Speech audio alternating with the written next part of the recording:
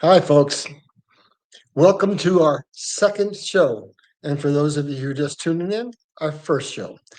This is going to go fast, folks. Let me explain to you where we are in time and where this show is. I've been doing this for a long time. I had a near death experience in 68. God showed me everything that was going to happen. And he said, you just study, study, study, and archive it and get things ready. And when everything's ready, I'll call you out at the last minute to give the people detailed information that they couldn't have until this precise moment in time. And so I've got some volunteers that have stepped in to help me that are incredible. I've got a sound guy in the back that just orchestrates everything perfectly. I've got a lady who does my slides, and we got a whole bunch of stuff archived. So here's what's going to happen if you come and join us every week.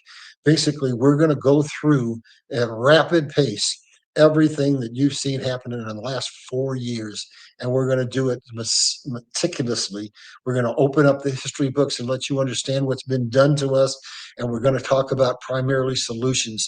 So today, we're going to jump into the middle of this reset that's happening, because here's what God told me. I'm not a prophet. I need you to understand how God works with me. Basically, when I had my near death experience, he told me everything that I was supposed to do.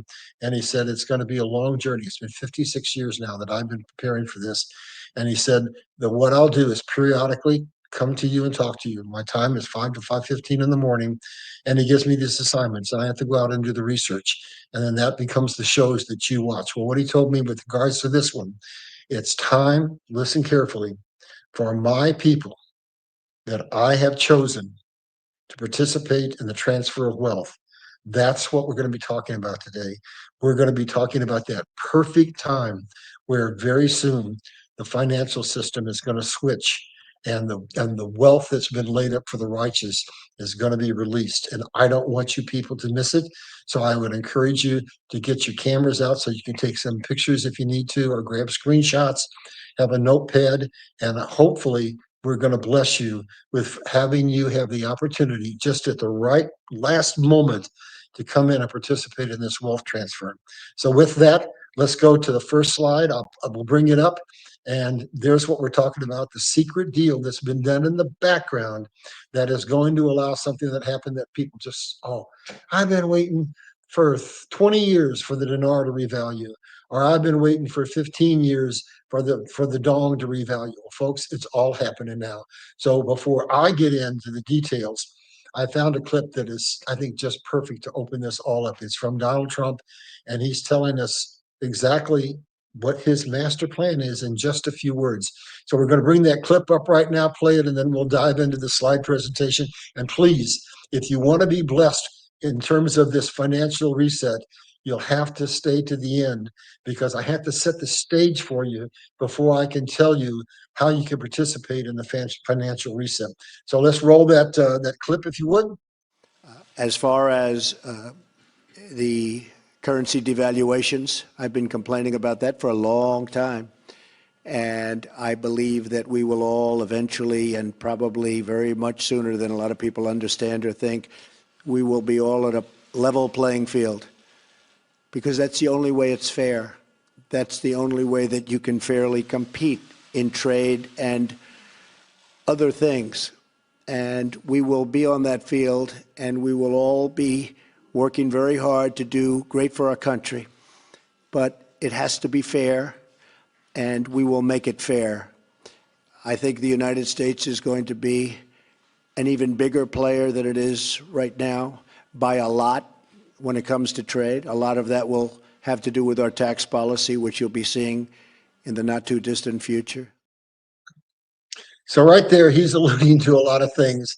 He's alluding to the Genius Act, which is before Congress right now. He's alluding to what he's been doing with tariffs, and how he's going to reset this entire economy. So we're going to walk into all of those stories and more in the coming weeks. But right now, I want to give you an idea, since we're just starting out on our partnership together, for how these shows are going to be done. Basically, here's what God told me. I have to become an expert at several different things. I have to be a historian. So I have studied history for 56 years. I have read the Bible repeatedly. I have read the Quran. I have read the lost books of the Bible. I have traveled all over the world at strategic points in time. We're going to do a show within the next week or two. Well, we'll go into real detail on my background so you can understand the giftings that God's given me in order to relate these messages to you. But what we're going to be doing is oftentimes, I don't want you to get frustrated. I'm going to ask what may sound like rhetorical questions because I want you to think about what we're doing and why it's what is happening to us is happening, because what God told me is that the message that I'm supposed to deliver is supposed to open your eyes, to set you free from the lies that you've been given. So with that, I'm going to go to the next slide, and I'm going to ask you what seems like a rhetorical question. We've already done that one, so let's go. I'm going to go to the next one. So basically what's going to happen here on this next slide is I'm going to ask you a question. What do all those men have in common? So if you know history, you can answer it immediately. But in this day and age, there's a lot of people out there that don't know who one of those people are. And they're some of the most important people in the last 200 years in American history. So basically, all of those men were either assassinated or assassination attempts were made on their lives. And I'm going to share with you why, because it has a lot to do with why we are in a debt slavery system that we're going to get out of that's going to allow this financial revaluation. So the first person you see is Andrew Jackson, and he got us out of what was the second central bank of the United States of America. We fought the Revolutionary War so that we wouldn't be under a central banking system with Britain. But yet, here's what they do every time. Fighting that war bankrupt America. So before Washington was even out of office, we were right back in under the central banking slavery system of the British. And then Andrew Jackson, President Andrew Jackson, who was previously a general, was asked, "What's the greatest accomplishment of your presidency?" "I got us out of the second central bank. And woe to us if we ever enter into another institution like it, because it basically is a debt system. Every dollar that is printed creates an ongoing debt. And that's where we are today with our 37, almost $38 trillion national debt that we cannot get out of unless we have a complete financial reset." Then we move on to Reagan. Most people have no idea what I'm going to say about Reagan. Most people don't know that he was trying to bring in a gold-backed system. But when they made the assassination attempt, they made it very clear. If you keep talking about gold and a gold-backed system, you won't make it through this presidency. And then we get Donald Trump, the man that I think God anointed. I think he's his David, and he isn't afraid of anything or anybody. They've tried to kill him, I think, at least 4 times, and he just keeps coming at them. And I think he has the anointing of God all over him. I don't think they're ever going to be able to get rid of this man. And we go down below, and this is a history book. So my first book, which we'll talk about later, is the history that I'm laying out for you now in detail, because people need to understand we are not a democracy. We are a very unique form of government. We were the first republic in the world. And I want to tell you as we go through this what a republic is. It's a government of the people, by the people, for the people. And it has some unique requirements. It requires that the people be informed. Informed with what?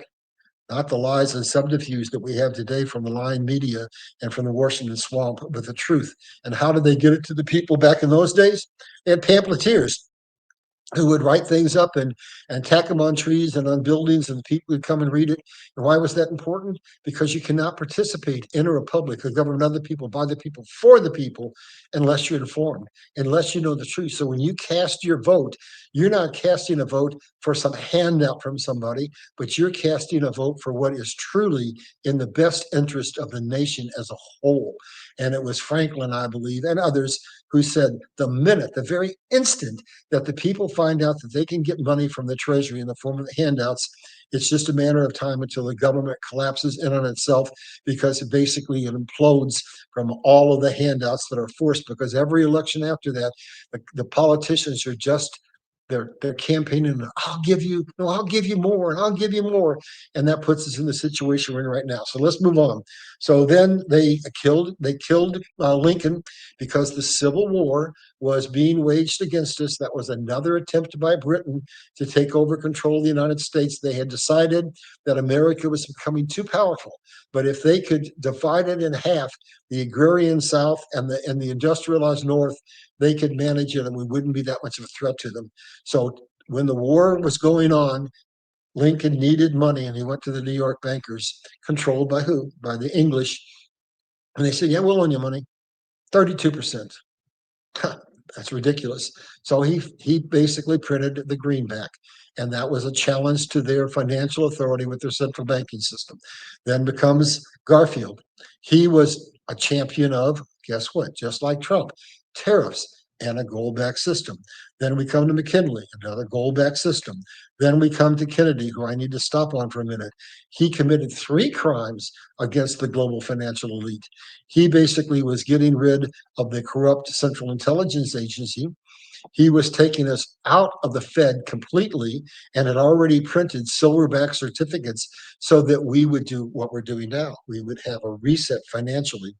And he was not going to service the military industrial complex by putting more boots on the ground in the Vietnam War.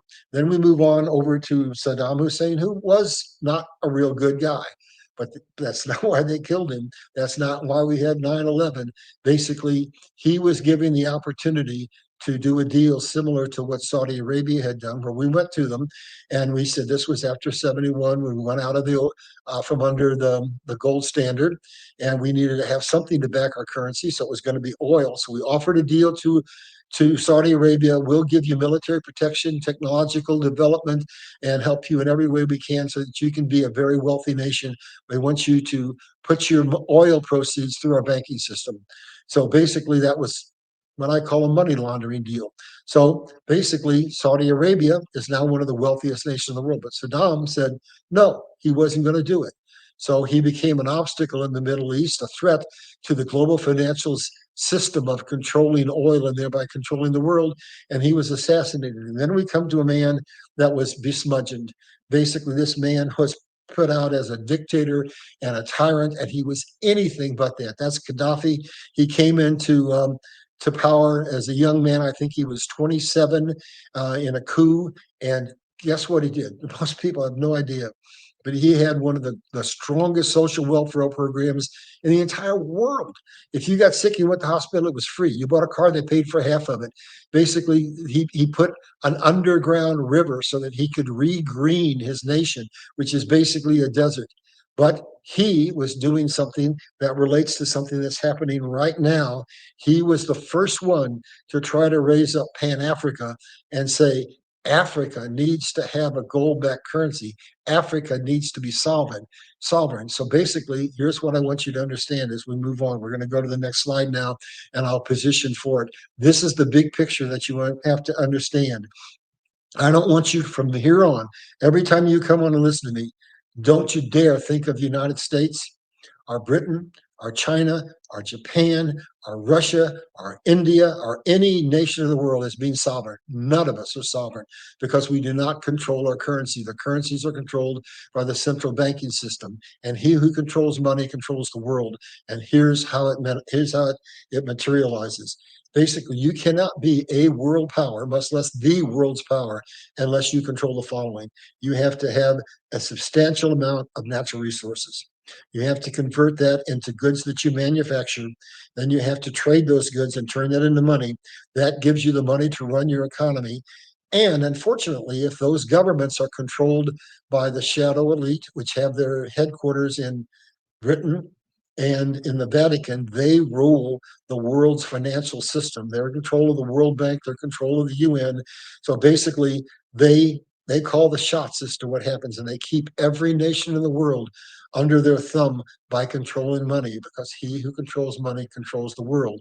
Well, under that system, that money that comes from the natural resources, from the manufacturing, from the trade that converts the money that runs the economy, is used against those very nations. So the money is used against America, against Japan, and basically they buy our media, they buy our school system, they buy our politicians, and they control us. So if you see things happening and you think China's evil, no, China's not evil. The CCP that the elite put into power are evil. You look at the United States and you think, look at all the horrible things the United States done. The people of America have wonderful hearts. We truly are Christians, but we're not always calling the shots.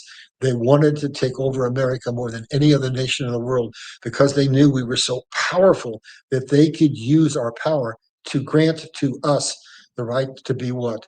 The police force of the world, and using that along with our control of money, they could leverage every nation in the world. So I'm going to take you through an understanding of geography that covers several years in this one slide. I'm going to go back even further than where this slide starts. I'm going to start with the Dutch. The Dutch at one point were had the world's reserve currency, and they got something called Dutch disease.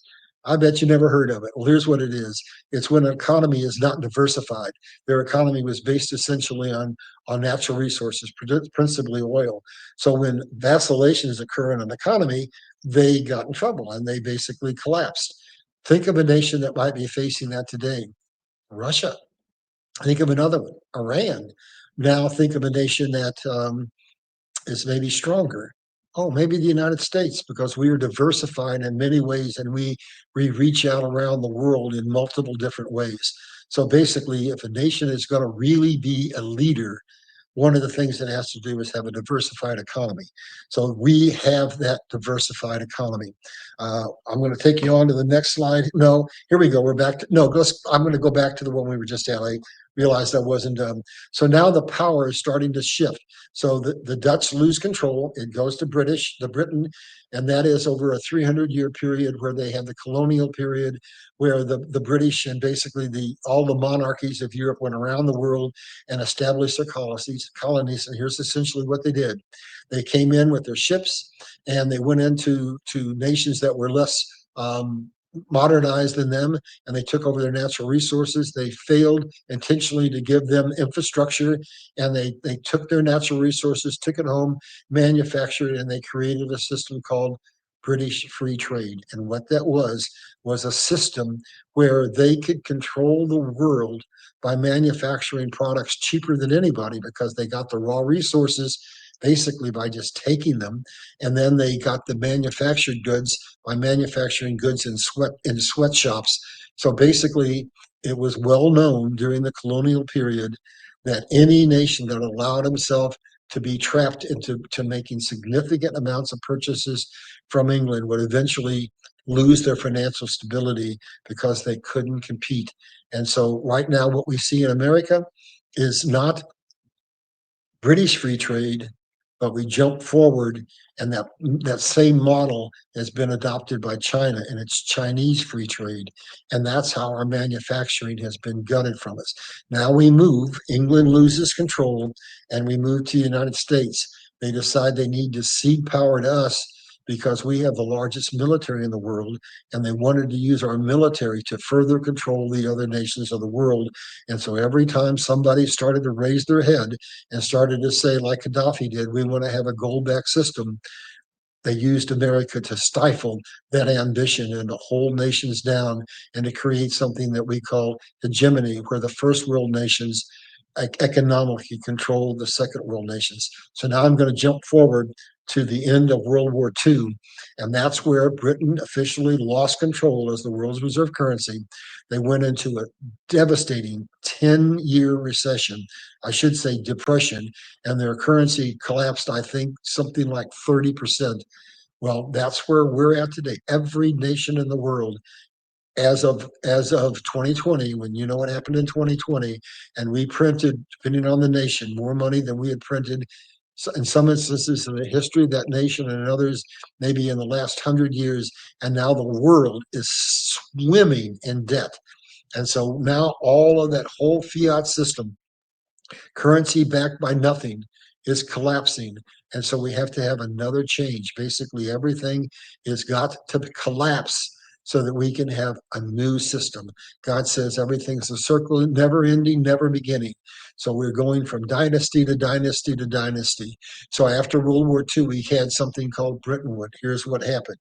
I know this is a lot, but I need to bring you up to speed so that as we go forward, we can go like a machine gun bullet, because things are going to change very rapidly here. So here's what happened. All the nations of the world came together and said, we can't have a global economy if we can't have stable currency.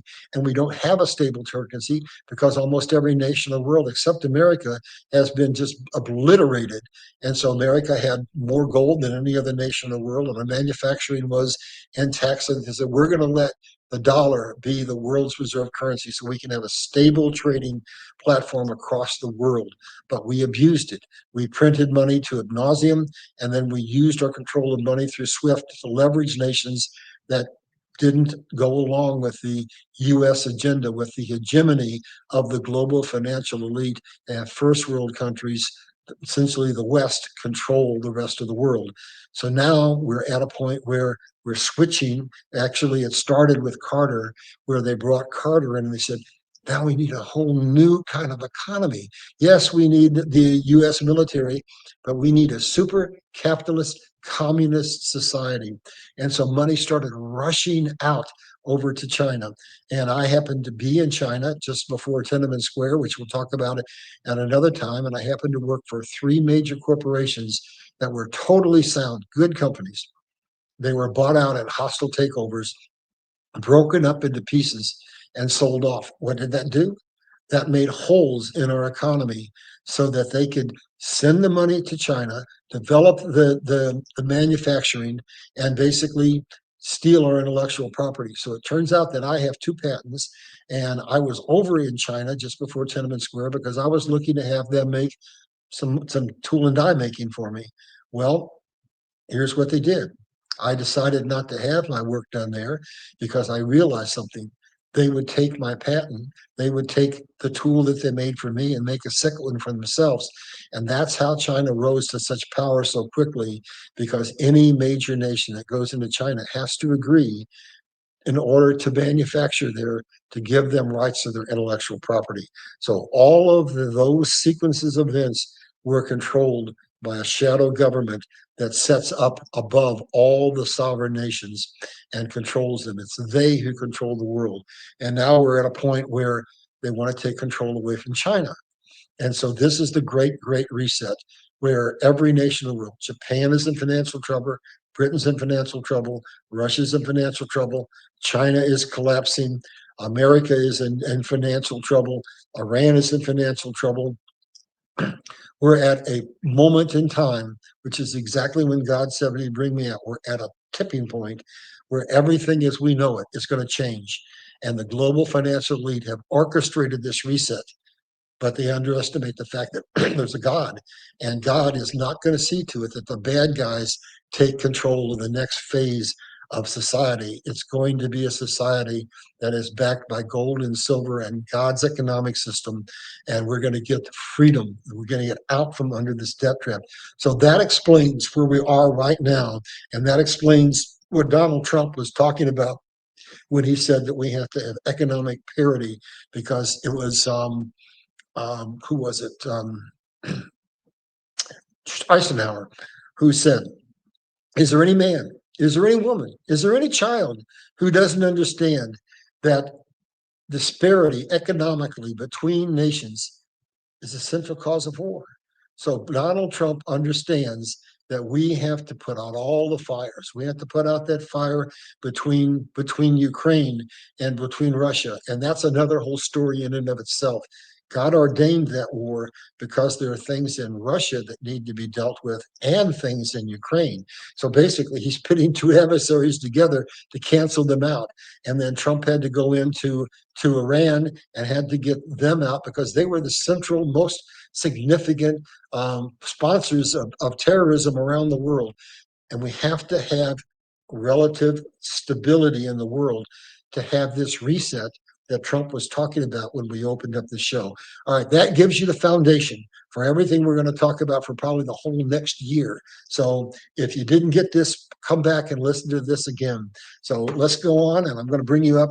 And this is a complicated slide. So what I think I'm going to do is I'm going to read it to you line for line, and I'm going to read it slowly. And I want you to be thinking, this is how the world is run? Is this how the world's run? Yes, it is. The fatal flaw underpinning the fiat system. That's our currency system that's backed by nothing at all. So I'm going to read it and then maybe I'll comment on it. Catch this, every dollar printed creates a debt obligation.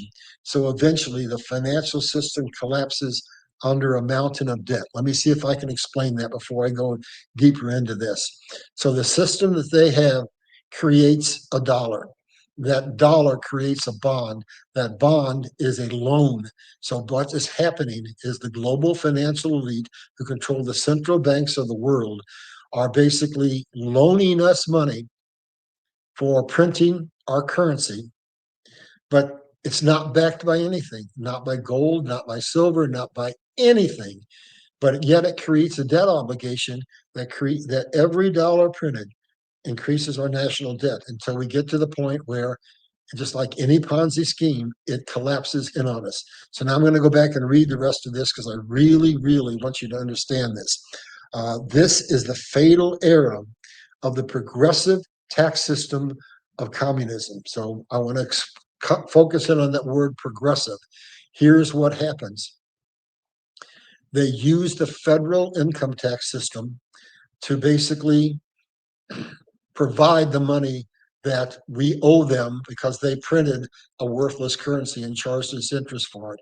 But as we go more deeper and deeper and deeper in debt, the federal income tax doesn't cover the debt that we owe. So depending on what income bracket you're in, you might pay 20 some percent, you may 35%. But then we reach a point which we reached a long time ago. All of that money collected by the Fed goes to the global financial system in Europe, not to us. Not one penny of it goes to build a school, a road, a highway, an education system, or anything. But we're well past that. So what happens next? That's where the word progressive comes in. Now they have to get money elsewhere. So they raise our property taxes. So they bring in capital gains. So they bring in debt taxes. That's a progressive tax system.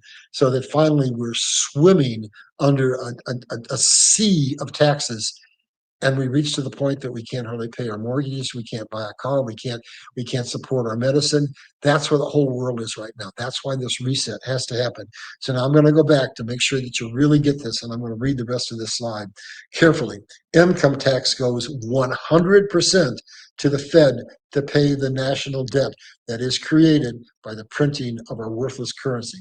As the national debt increases, other taxes must be increased and new taxes added. So they're adding new taxes all the time, and they're wanting to raise the taxes perpetually, progressive taxes. It's a form of communist enslavement. And under the fiat currency Ponzi system, meaning worthless currency, there can never be a debt ceiling. So the government talks about we should pass a debt ceiling. You can't, because every dollar printed increases that debt that we owe. So the only way to get out of it is to collapse the system and start over. And what they want to do, the bad guys, is to start over with another fiat Ponzi system. But what we need to do is go to a system that's God's system. And when I had my near-death experience in '68, God told me, when I bring you out, America's going to be on the brink of financial collapse, and it's going to have collapsed morally, and that will be true of the entire world. But we're going to change it immediately. We're going to change it. We're going to walk into a period of time when we walk into the Bible, when we walk into the book of Exodus, when we walk into the time of Esther, when we walk into the Red Sea. All of that is happening, but it hinges upon creating a new financial system. So let me go down and finish reading this. Under the fiat currency system, there can never be a debt ceiling, and the debt can never be paid off because every dollar created creates a new debt. The only way out of this debt is for the system to collapse. Debt increases, taxes increase, and then down comes the crash. That's where we're at. That's what Donald Trump was talking about it when we started this. And by the way, this one slide presentation, I've seen people do 2-hour shows to basically be able to tell you what I just told you in one single slide. I mean, it's complex, it's deep, but that's what God's prepared me for. He's had me study this forever and ever. And the unique thing that he told me he would give me, because he would have me have so much information that I would be able to see things in a way that others couldn't see them, that I would be able to take the complex and make it simple because I could see the big picture from the 60,000 foot view.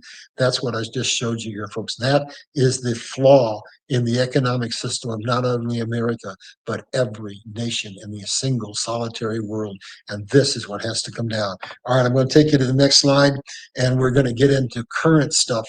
So basically, I don't have a slide prepared for this. It just happened, and that has to do with what just happened happened with we bombed the heck out of Iran and took out those nuclear sites. We are in the throes and have been for a long, long time of doing a financial reset, because we have to go back to what Eisenhower said. Is there any man, any woman, any child that doesn't understand the principal cause of war and division in the world is inequality between nations? So Donald Trump says we have to have a fair and equal playing field for everyone. So here's some late great things that are happening. If we can, not if, we will calm down the Middle East. We've got an opportunity to bring in the Abraham Accords. All the nations surrounding Iran want peace. They don't want to have another Arab Spring. They're going to cooperate with us. And that leads to the central theme of this show. We're going to have a reevaluation of the Vietnam Dong. We crashed that economy as a result of the Vietnam War, and we crashed Iran as a result of 9/11. And those currencies now are not what they should be. They're very unbelievably cheap. And that actually creates a problem for the rest of the world, because it means that since their currencies are so cheap, it gives them a huge opportunity in trade. So Trump is going after first world nations through tariffs, and he's going after the nations that have economies that are unbelievably cheap, which gives them a huge advantage in bringing everything to parity. So basically, the Vietnamese dong is going to revalue and the dinar is going to revalue. This is what we're going to lead to as we close this, is how you can take advantage of that to have the transfer of wealth benefit you so that you can serve God. So here's what's happening. It's just the last week or so. Basically, we got BRICS coming at us. For those of you who don't know what it is, it's Brazil, Russia, India, China, and South Africa. And they're saying, oh, we don't want to be controlled by China with trade, and we don't want to be controlled by the United States with dollars. So we have to have de-globalization and de-dollarization. And so basically, we have leveraged our position as the world's reserve currency to control nations. And they're saying we're going to have our own sovereign currency. Well, now, as in the last few months, Africa has reached a point that it is doing something that's unheard of. It's doing something that happened in Saudi Arabia in 1973. In 1973, Saudi Arabia raised their hand and said, "We'll pay attention. We have something you desperately need. It's called oil, and you're gonna basically give us what we want." And the OPEC nations formed, and they cut off oil supplies to the United States. I was old enough that I was driving. You could only buy oil at a gas station on even and odd dates based upon your license plate, and the line would likely be a mile long. And you get up there, and they'd say we're sold out. So that's what Saudi Arabia did, and that's how we got into the petrodollar. Now look at what's happening in Africa. Africa in the last few weeks has done something unbelievable. Look at the far right. They have said we're going to have trading zones. And what that really comes down to, it's going to take a long time. There's a lot involved here, but it's going to become eventually what I would call the United States of Africa, where the 54 nations that are there that create trade barriers are effectively going to dissolve their borders. So you'll be able to cross from country to country to country, just like you cross from one state, from Illinois to Iowa or something. And basically, they're going to be able to trade. And it's very important for a nation to be a superpower if they not only have exports, but they have a very vibrant internal marketplace. So guess what? God is poised to deliver something to them that's unbelievable. They're going to get one of the greatest transfers of wealth the world has ever seen.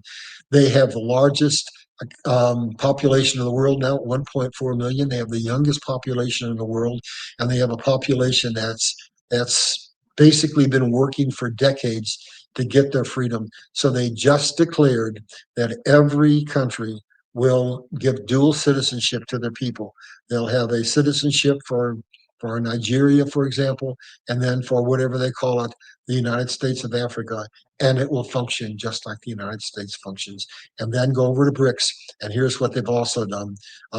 PAPS, PAPSS, that is a system that is also competing against the US dollar, and what it's going to do is create a digital currency platform for Africa, and they will be able to basically use their own system and trade in their own currency, because remember, no nation has sovereignty unless it has sovereign currency. And so you see BRICS aligning, you see Africa aligning, and now Trump is brilliant. He has a strategy that's going to allow America to make this transition without having the catastrophic collapse that Britain had. We'll get into that in a substantive slide as we get close to the end. But that's what's happening, folks. So why I'm giving you all of this in such detail is because when I tell people there's a financial reset coming, the dong is going to revalue, the dinar is going to revalue, the zim is going to revalue, the bolivar is going to revalue. They say you're crazy. When I say we're going to go into a crypto system and it's going to benefit America in ways you can't imagine, they say you're crazy. You need the details. This is the details. The truth will set you free. You need to know the truth so you can make informed decisions. So now let's go on down. I'm going to go to the next slide and we're going to break this down. We're dealing with some really complicated stuff here so that you can understand global economy in a way that was never taught to you in school. So that dollar that they give us is printed out of thin air. It's just a decimal point in a computer. That's all it is. And it makes a debt that we have to pay. So ultimately, that dollar is a value of zero. It can be erased. It is a debt trap. It's like that bear trap you see over there. We're in the process of getting out of it. It's like that picture up in the upper left-hand corner. It's ultimately, when you know the truth, it's monopoly money. And we're going to go from monopoly money to money that's backed by gold, by oil, by silver, by corn, by wheat, by all kinds of things that God created. God did not create a world of lack. He created a world of plenty. And as we go through this recess, we're going to find out that there's not one need in the world for anybody to go to bed hungry. There's no need to have a shortage of water. There's no need to have a shortage of anything. We're going to go through a metamorphosis like a caterpillar coming out as a butterfly. You're going to be so amazed at what this world looks like. But right now, those who are willing to be stewards for God's kingdom, God is going to bless you by transferring the wealth from the wicked to the righteous. So stay with me, and at the end, you'll know exactly what you need to do. I'll take you to the next slide. If my computer will cooperate. Hold on, it seems to be stuck. Okay, here we go. All right, sorry about that. This is the currency reset. Basically, here's what's happening. It's been working in the background forever. But I want you to think about the big picture. Don't think about any one country. If the currencies of Vietnam and Venezuela and Thailand and so on and so forth are all going to be revalued, it's going to go on the 4X. And it means it's going to basically affect the entire global economic system of the world. So why is this taking so long? Because China and Russia and the United States and the G7 and maybe for all I know the G20 have to get together and have meetings and say, well, is it time to have this reset? And there are requirements. So I'll just give you an example. Let's take Vietnam. So is it time to revalue Vietnam's currency? Yeah. Why? Because there's relative stability in that part of the world right now, because they've rebuilt after the Vietnam War, because they're a major recipient of trade leaving China. They are growing. They're one of the fastest growing nations in the world now because they're receiving trade factories coming from China like you can't believe. The GDP is growing at 6%. They have one of the youngest populations in the world. Their wages are less than China right now, so they've got a beautiful situation to literally benefit in unbelievable ways from the financial collapse of China. So they're stable. Their currency should be substantially greater than what it is. Matter of fact, they're talking about being 2 to 4 times as valuable as it is right now. We'll get to that when we get to later slides. So what has to happen is all the nations of the world have to get together and they have to individually assess where each of these countries are that are going to revalue. So they look at Iraq and they say, well, they've rebuilt most of the blown up buildings. They're building infrastructure. They've turned their oil wells back on and they're pumping oil. And now they're not just selling crude oil, but they're manufacturing and selling refined oil. And they're making contracts with nations all over the world. There's no reason why their economy shouldn't reset. And here's a little headline for you. Before we bombed the whatever out of them, their currency was more valuable than ours because they are one of the wealthiest nations in the world. This is God's Persia.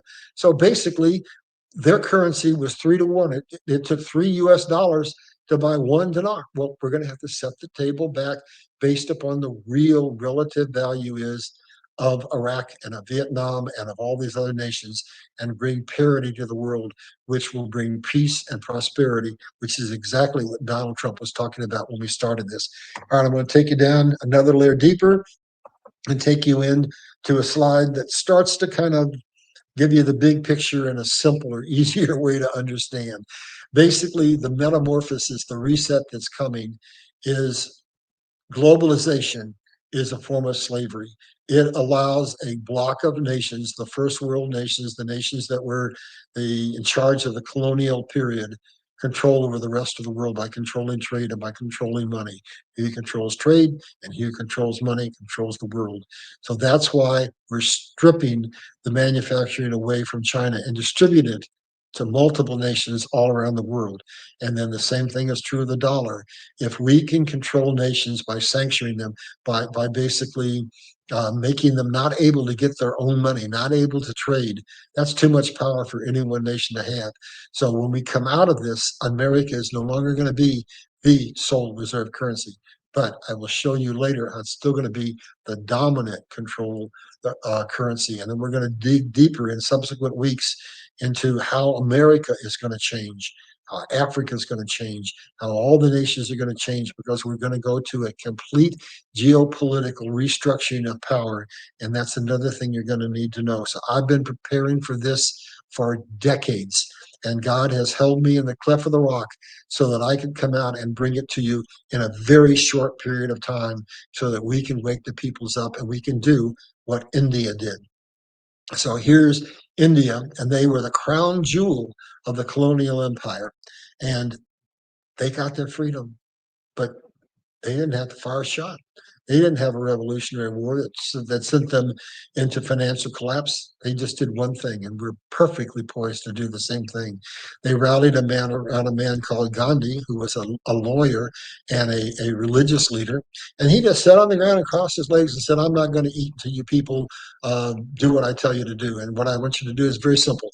Just don't participate in the British economic system, and it'll collapse. And they'll come and give us our freedom. And that's exactly what we did.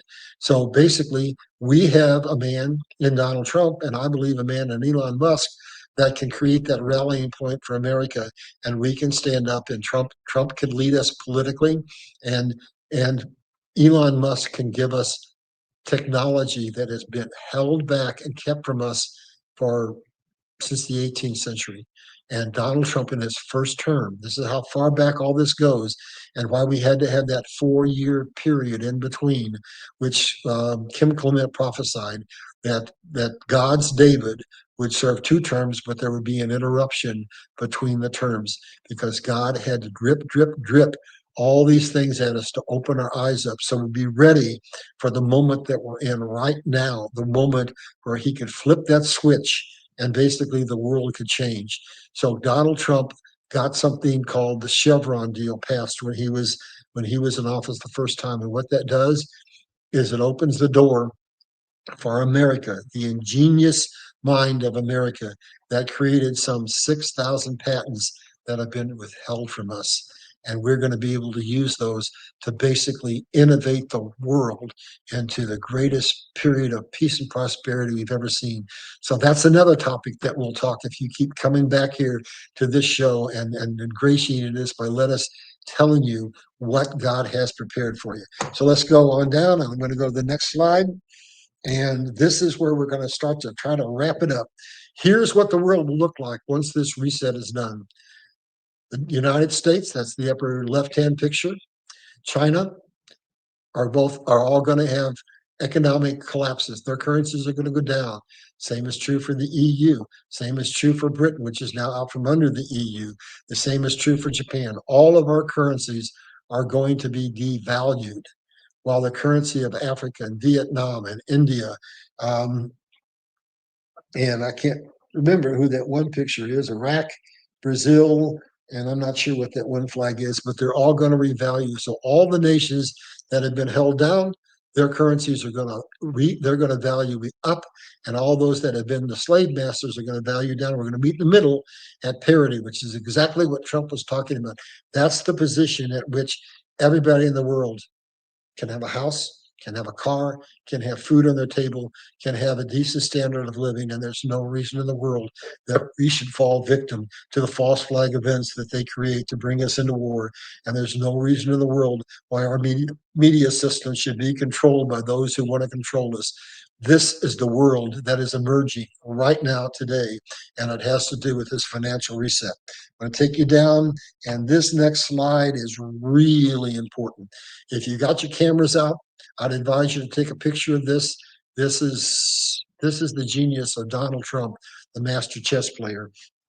So there's no question in the world that there's downward pressure on the dollar, that our treasury notes, there's nobody who wants to buy them right now. But yet he's devised a way where we're going to come out of this better off than we are right now. There's multiple things he's going to do. Too many things for me to get into all of it right here. We'll uncover it in the coming weeks. But here's the essence of it right now. Here's what Donald Trump is going to do. As our currency has got downward pressure on it, the whole world is going to shift out of this fiat system into a gold-backed system. And right now, that means that that's what BRICS is doing. That's what Africa is doing. Well, we're going to join that at some point in time and go into a commodity-backed system. But here's how he's positioning it. And God has a hand in this. If we go back just a few years, people thought cryptocurrency was just nothing but a roulette wheel. Well, for most of the meme coins, that's true. But what God showed me in 1968 when I died is the new economic system that we're going to have right now. And he said, you can't have it now. He says, but I got it all planned out for you. But you have to have an accounting system that is infinitely more complicated than what you have right now. That means we had to have quantum computing. That means we had to have AI. That means we have to have nanotechnology. That takes us to a position where, for the at least the short term, technology is going to change the entire world, and it's going to be a part of what ushers in freedom. So here's what happened. Over in China, they were mining Bitcoin because basically, they had a huge population, and they had 60% of the mining of Bitcoin. Well, they kicked them out along with a lot of the tech companies because they were afraid of the power they were amassing. Where did it come? To the United States. And what did Donald Trump say? America is going to be the crypto capital of the world, and he's going to change tax structures to help us. So he's going to basically use tariffs and declining taxes to basically create a situation where he puts the brakes on the fall of America and slows it down. So we have a soft crash instead of a hard crash. And then he's going to use the following. I'm going to read these like I did before because it's very important that I be very specific here. Trump's ingenious plan to save the U.S. economy, establish U.S. as the global leader in crypto. So he came out and said that. And that's exactly what he's doing. And we're now mining more Bitcoin than anybody. Let's go on down. Devalue the dollar to make U.S. goods more price competitive. So let's think about that for a minute. So basically, we're gonna take the Vietnams of the world, whose currencies are very, very low. They're devalued, and raise them. It's because if they're too low, they have an advantage in the marketplace and trade. He's going to do the opposite here.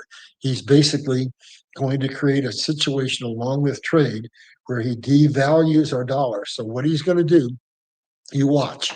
He's creating an economic situation. It's too complicated for me to explain it here right now, but he's creating a situation where, just watch, the Fed is going to lower interest rates.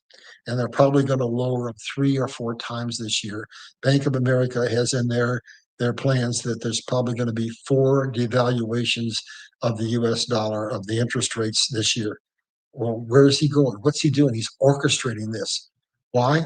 Because we have a massive amount of our almost $38 trillion debt that is due to be revalued this year.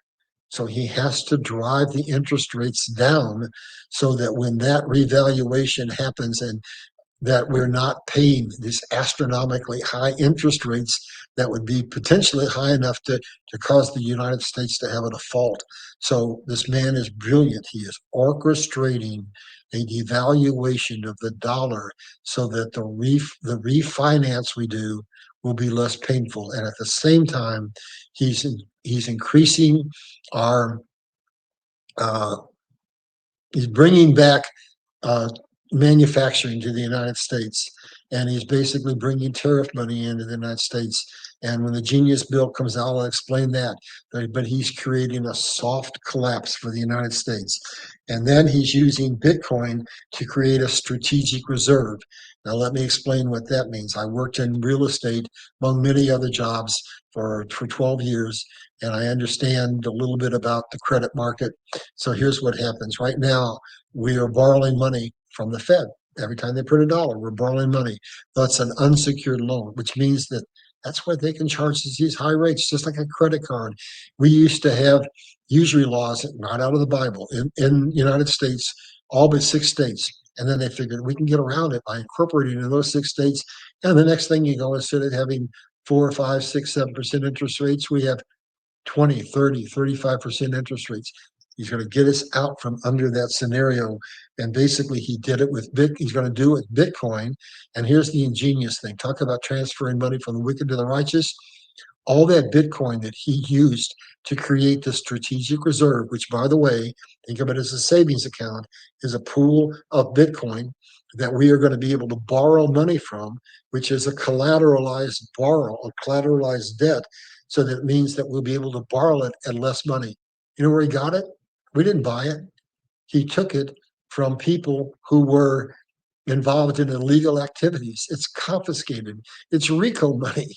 It's the transfer of wealth from the wicked to the righteous that we're talking about. So it's their money we're using to create a strategic reserve. So I mean, the man is a genius, at least in my mind, he is. So we're going to have a Bitcoin strategic reserve. We're going to have a stable coin, and we're going to back that stable coin by gold, which is going to give people confidence in the US dollar, and that will bring us in alignment with BRICS. That'll bring us in alignment with what Africa is going to do, and that brings all the whole world economically in alignment. There's not going to be anybody controlling the world through globalization. There's not going to be anybody controlling the world through dollarization. There'll be an equal playing field. But because of this strategy, here's what happens: transition from the fiat dollar to commodity-backed economic system will allow a soft collapse. And here's Trump's goal: we have a lot of advantages that will make. Well, first of all, God says we are his anointed nation. Secondly, we have the greatest military in the world, and you need a military force to keep peace in the world. Will not be used anymore to destroy nations, will be used to keep peace, to keep the seas open. And here's what's going to happen. We're going to come out. His goal is to retain 61% of all the trade in the world conducted in US dollars. So other nations will be free to use whatever currencies they want, but for a multitude of reasons, the majority will still use the US dollar. We will come out of this as not the sole reserve currency of the world, but the dominant reserve currency of the world. And here's something else he's looking to do.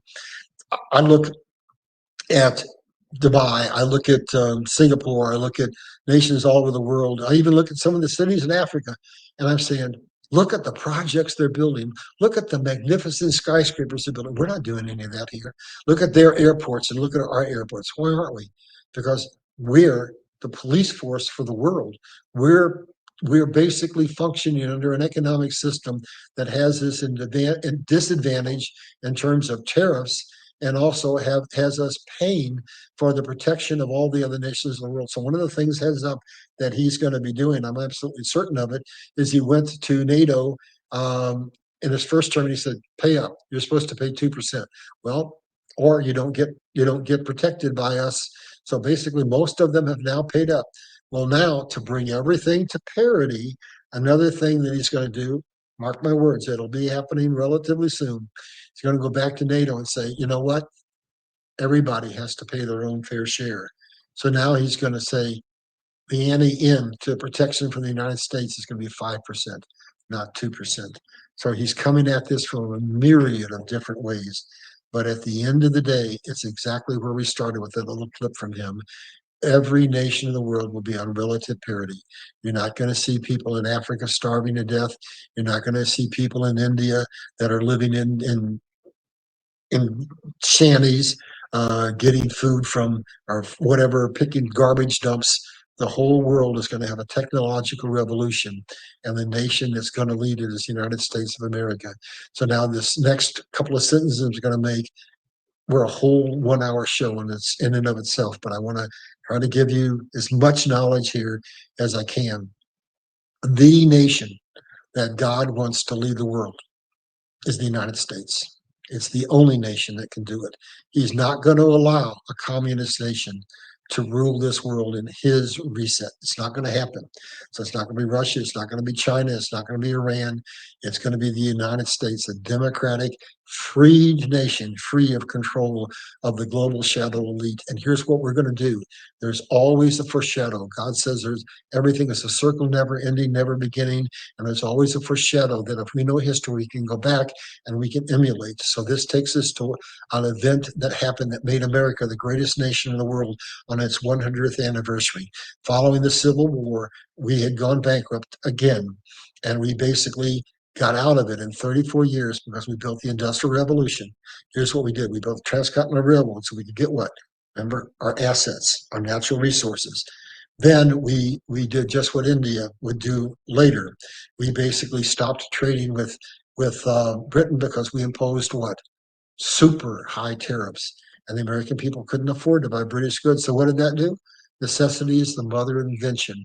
It caused America to invent the Industrial Revolution, to take the natural resources that it had, to take its brain pool and to invent the Industrial Revolution and share it with the rest of the world. And all the world was benefiting until England got together and said, they're going to crush us if we don't do something. So this is another hour-long show. I'll just make it in one sentence. They orchestrated World War I in order to basically break the momentum that was going to set the world free. So right now, that model is going to be repeated because America has some 6,000 patents to pull from. We're the technological leader of the world. I know China's got some technology, but trust me, we're still the technological leader of the world, and we have a lot of patents to pull from. So God is going to use his Christian nation, his David to lead us, his Elon Musk to innovate us, and we're going to innovate our way out of this. We're going to use tariffs and all the things that Trump is doing to bring manufacturing back to America, to buy America, to bring prosperity to America. And then we're going to do something that the global elite would never think of doing. We're going to share it all with the world. So what has to happen first is God has to restore America, his covenant nation, and then trust that America will be full of stewards, and that when this financial transfer comes, we will use that money that he transfers to us to help all of the other nations of the world. We're not going to look at corrupt U.S. aid or at other things that are basically just money laundering schemes. We're going to help all the nations of the world, and it's going to bring in just exactly what Donald Trump said, peace and prosperity. So that's the high level of Donald Trump's plan to save the world. I've only got a couple of more slides to go. I'm going to go to the next one, and you're going to basically, we're going to go backwards, and we're going to review the system that we're getting it out of. So right here, Voltaire said the following: paper money eventually returns to its intrinsic value. If you can read that, what is that value? Zero. So basically, that's the system that's collapsing. And when it collapses, here's what goes with it: no more inflation, no more deflation, no more wage suppression, no more stock market manipulation, no more booms, no more bust cycles. Um, National consumer debt will go away. Poverty and division will go away. Global conflicts will go away. And how are we going to do it? With that system that God told me in 1968, that sophisticated system that we didn't have then. It's called the quantum financial system. It's called XRP, and we'll be talking about that in detail because that is another part of this wealth transfer, but we can't cover all of this at one time. We're going to go on to blockchain. And what does blockchain do? Blockchain cuts out the money laundering, and it also creates a system where we can have honest elections, which we haven't had. You're going to find out for over 100 years, and all this together is going to just blow that debt trap up, where we will not be able to be manipulated. We'll have no inflation, no deflation, no wage suppression, et cetera, et cetera, et cetera. The world will finally wake up and understand God's world is not a world of lack. God's world is a lack of absolute abundance. And it's going to be almost like being in the Garden of Eden. It's going to be like a land of milk and honey. You're not going to believe it. So that's the metamorphosis that is coming upon the world today. We're almost done, folks. I want to thank you for sticking with me. The next slide is now the reason I'm doing this whole presentation. I hope that I've got you to a point that you believe that what Donald Trump said at the beginning and what I've said during this presentation is true. There will be a financial reset. The dong of Vietnam will be revalued upwards. The dinar will be revalued upward. The zim will be revalued upward. The bolivar will be revalued upward.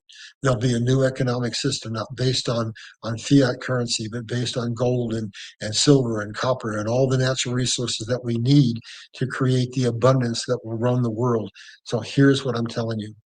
I have invested in these currencies for decades because God told me, and I've invested in XRP because God woke me up one morning at 5 o'clock and told me the secret of XRP in terms of making this transition to his kingdom, which we'll get into in another presentation. So the last couple of weeks when I saw this coming, I've been going out a little at a time and buying $100 or $200 worth of Vietnam dong. The dinar is going to be value, but people have been looking at it for so long that they've driven up the price. The real value right now for people is to buy the dong. So I've been paying about $40 for a million dong. And I've been buying basically $100 worth at a time for friends and for relatives. And that gives them basically about a million dong. And if they're going to revalue that dong at $2 or more, do the math and look at this. Look at this balance scale, risk to reward. So over on the risk side, I want you to place in your mind $40 bill, equivalent of less than a tank of gas if you've got a big car. And on the other side, I want you to look and envision the reward. And I want you to see a stack of money sitting there, and it's 2 million or $3 million. Wouldn't you be foolish not to risk $40 to have life-changing wealth come to you? Or maybe you invest whatever. I'm not a financial advisor. I have very little knowledge in that arena. I'm just telling you what God tells me. I'm telling you what is unfolding before your very eyes. The SWIFT system is going to be replaced. The dollar is going to be replaced. The dong and dinar are going to revalue as well as all the undervalued currencies in the world, and the whole world is going to come to parity.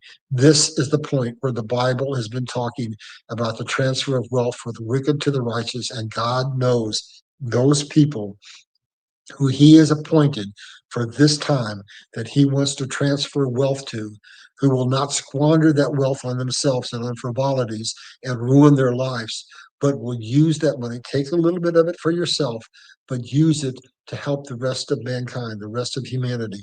So I want you to really think about this one slide, and I want you to envision that scale with $40 sitting on one side and 2 million sitting on the other.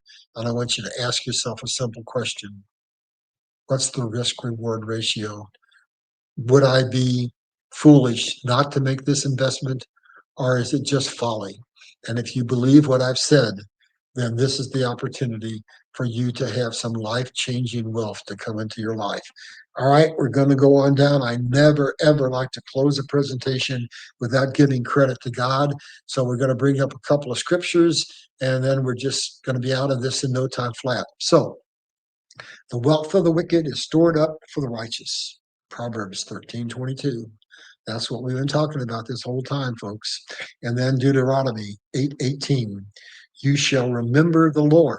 In other words, give praise to the Lord, your God, for it is he who gives you power to get wealth, remember, money is not evil, it's the love of money, that he may confirm his covenant that he swore to your fathers as it is this day. So here it is. God, right out of the Bible, is telling us, I had this planned from the beginning of time. Here we are. We're at that moment in time when he's going to set the captives free. We're at the moment of Exodus. We're at the Red Sea moment. We're at the Esther moment. We're at the moment where God is going to restore. Now, I want to pause and say something. The global elite are going to fight us. And what I think, this is just my opinion, that the immigration issue that we've been facing has allowed thousands of people to come into this country that maybe don't have our best interests at heart. And I believe they're probably going to try to do some terrorist attacks in this country, and that's unfortunate. And hopefully it doesn't happen. But if it does happen, here's what I predict: it's part of God's perfect plan. Because if there's anything that's going to make the American people stand up and say, judges, get out of the way, Congress, get out of the way, we're going to send these people who have ill intentions towards us back. We're going to allow many of them to deport, but one way or the other, they're going to leave. And then here's what we're going to do: we're going to create situations within their countries where they won't have to have lived here. They'll be able to have water and food and a job in their own countries. God wants everybody to be sovereign, to have their sovereign currencies. So we need to have a sovereign nation. And here's something that most people don't know. I don't remember the exact year. I think it might have been 65. But at one point in time, we had gone through the Industrial Revolution. We had pretty much full employment. All of our infrastructure was built. And we said, we don't need and can't afford massive amounts of immigrants coming in. And most of them had health issues, they were poor, they didn't have educations, and they were a burden on society. And there were so many that we couldn't assimilate them quickly enough. That's where we're at now, except it's a far greater situation. So what did we need for a 24-year period? We said there's not any immigration into this country, legal or otherwise. That's where we're at today, folks. We have to close our border. You cannot have a sovereign nation unless you have control of your currency. But you cannot also have a sovereign nation unless you have control of your border. So one way or the other, God is going to orchestrate the situation where we're going to get sovereign currency and a sovereign border. And with that, I've just got two more slides, and the next one is allowing me to make a very, very wonderful announcement. And I want to say something to a gentleman. Um, I've never asked it for money in my life until now.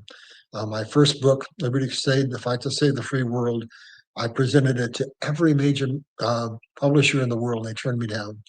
And Harrison House had turned me down. And I got a call from a lady at Harrison House. I said, Mr. Bell, just stop trying. She says, I'm an editor here. I know the publishing business. I've got a small chain of Christian bookstores. I'll publish your book for you. That's how my first book got out, because I was censored and shut out. It's not as bad now, but that's somewhat of what's happening with the second book. This book has to go into the school system, and I see the doors opening, because one of the first things Donald Trump did was got rid of the federal education department so we can get back our schools and stop trying to teach them about the LGBT movement and whatever. And we can start teaching them about God and country. We can teach them what a republic is, etc. This book is designed for your children so that we can teach them the things that they need to know so that they can keep this government intact for us after we get this restoration.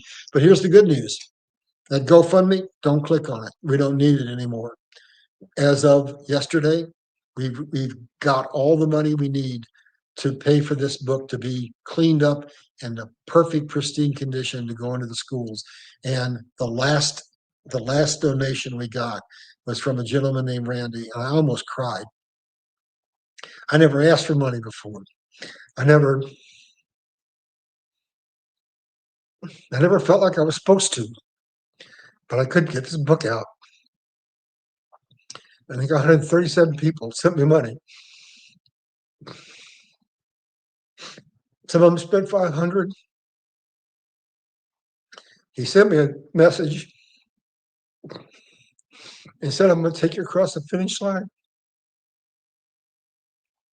And as of today, that book's paid for, and it'll go out when it was supposed to go out. It'll go out on or around August the 15th. And then, I'm sorry, folks, I mean, the Holy Spirit's on me. Uh, there's another book queued up that's ready to go, and it's going to take us into the spiritual side of this transition. And then there'll be yet one more book that God will have me write on the back end, so that basically we can make sure we get um, our kingdom back and keep it.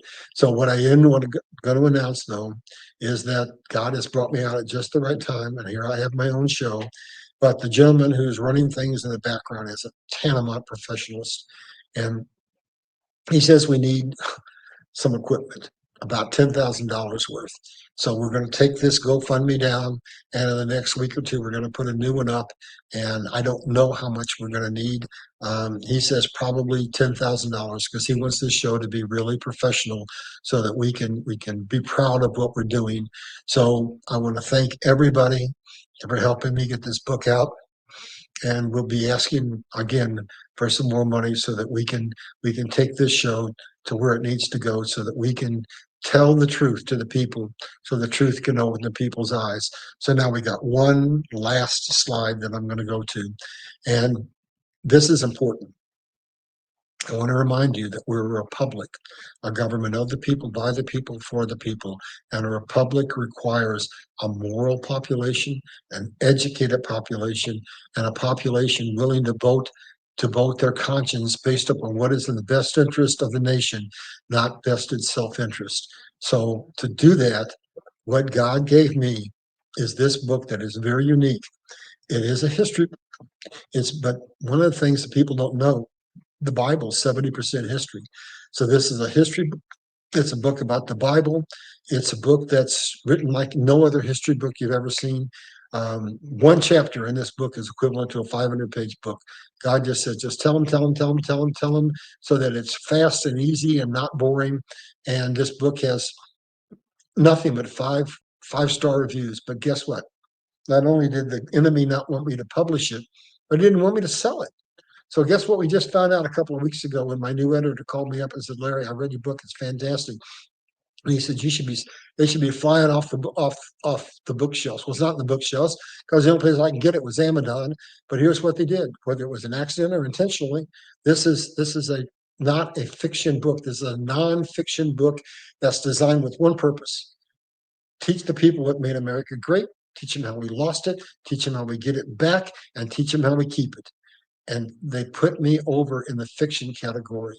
So anybody who wanted to know about global warming, about any political issue, about anything, went in and did a search, and I was invisible. So we just changed that. We just got Amazon to change that, and hopefully the book's going to start flying out of there. But right now is the moment in time when you need to buy this book, because we need to reestablish that republic, and that requires an informed, committed, moral people. We need to raise an army of informed people so that we can do what India did. We can stand up united and informed, and we can do what the people, I hope, of Iran are going to do. We can take back control of our nation. This book contains the information that you need. So today, what I'm asking you to do is buy this book for the sake of your family. And when you read it, please do not put it on a bookshelf that collect dust.